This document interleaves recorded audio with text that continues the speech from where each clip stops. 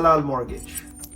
That is our topic for today's podcast. Hello and welcome to another episode of Awais Surahyo show. I'm your host Awais. Today we are diving into a really important topic that is close to a lot of people's heart, especially if you are getting into the world of home buying.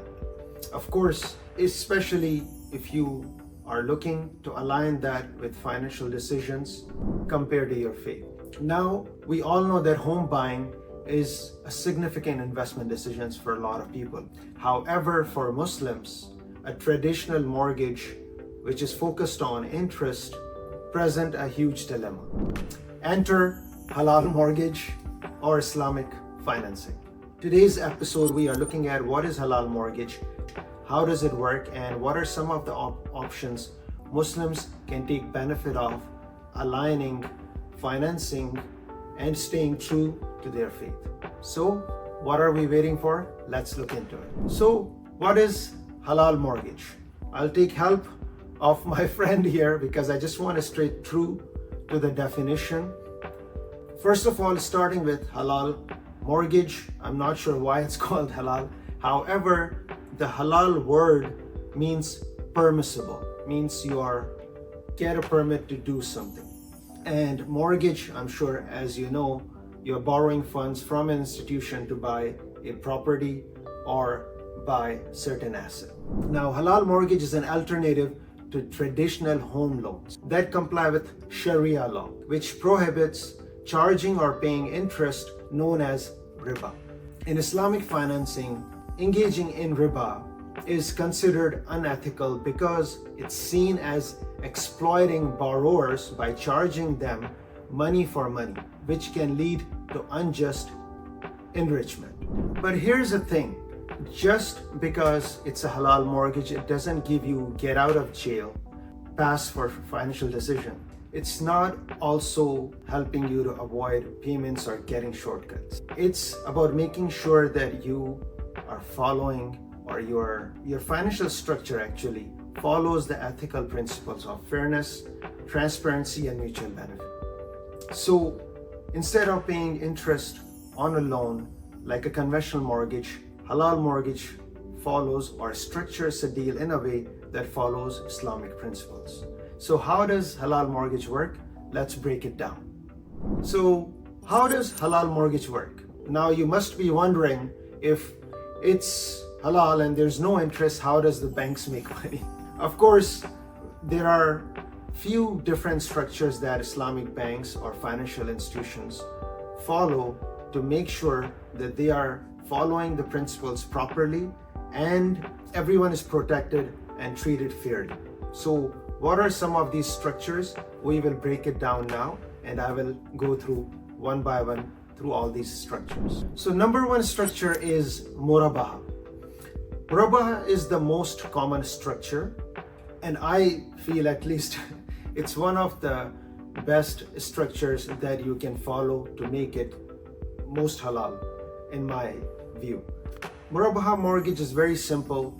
A bank or lender buys the asset that you like. Let's say you like a property, bank will go buy that property, and then that property will be sold to you at that price plus a markup or a profit. Very simple structure. This markup, as I said, is a profit, it's not an interest.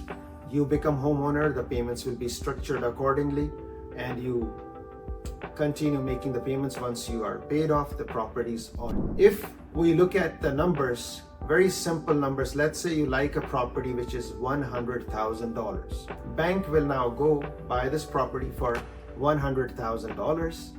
They will sell this property to you, just to keep the numbers easy, $110,000. Now the $10,000 extra is their markup or profit, because they have to run the bank, they have to pay salaries, keep the structure going and help you.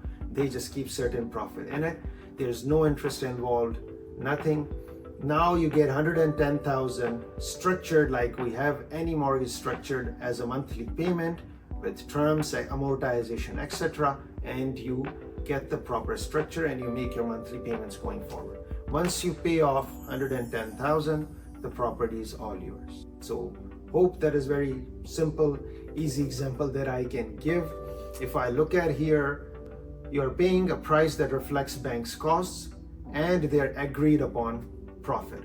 So number two, we are looking at model which is called ijara. Now the ijara generally works like lease to own. Again, I'll take help of my friend just to make sure that I stay true to the definition. An ijara mortgage, bank buys a property, then rents you that property.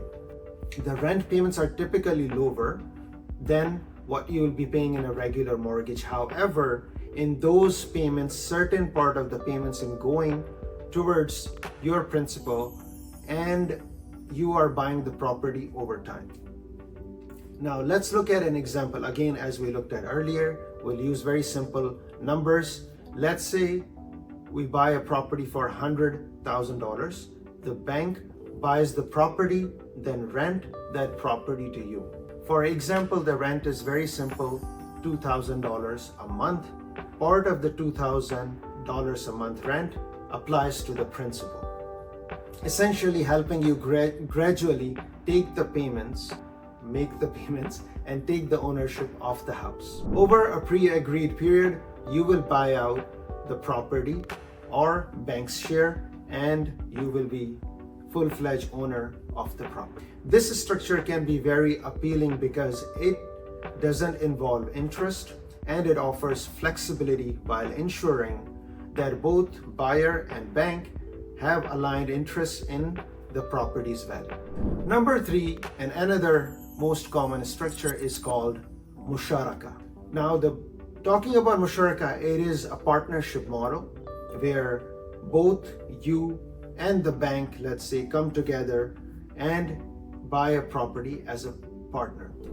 As you pay down your share, in a similar way I explained ijara, as you pay down your share, you are buying the property and your share. So your share is going higher and their share is going down, and you are becoming the owner as you pay down the whole mortgage. This structure is ideal for buyers who want a clear, collaborative relationship with the bank. The profit sharing is based on how much of the property you own at the given time. The bank's return is tied to the appreciation of the property or agreed upon profits rather than the interest payments. Now, looking at example, again, very simple example, $100,000 of property.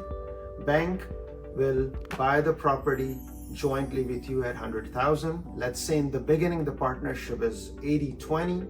I put it 20% down, which is a simple example. You see it in the world, and banks own 80%. The payments will be structured, and as you make the payments, your 20% will start increasing to 21, 22, 23, and so forth, and their 80% ownership will similarly go down to 79, 78%. Eventually, you make payments over the amortization or the life of the mortgage. You pay down all the payments and you become the full-fledged owner of the property.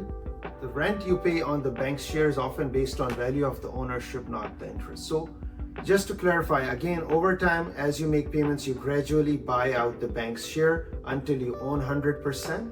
The rent you pay on the bank's share is often based on value of their ownership, not interest. So few of the examples now, as you heard, we shared murabaha, ijara, musharaka. Of course, to go in detail, they can be explained properly. However, this just gives you an example how does these structure work. So why choose a halal mortgage? Now, you might be asking, why choose a halal mortgage over a traditional mortgage? As mentioned earlier, Muslims for many reasons do not follow or apply traditional mortgage because it involves riba. And riba means interest, which is forbidden for a lot of Muslims. A halal mortgage offers a way to buy or enter home buying without violating their religious principles. However, here are some of the ways or certain reasons why somebody will choose a halal mortgage. Number one, ethical and fair structures. So entering into a halal mortgage focus on transparency and fairness, ensuring both parties involving in the mortgage process have clear understanding of their rights and responsibilities. Number 2, no hidden fees. When you enter a halal mortgage, both parties have a clear understanding of the structure and the fees. Not as sometimes unexpected interest rate hikes or hidden fees, which we see more often in conventional mortgages. Number 3, community and social responsibility.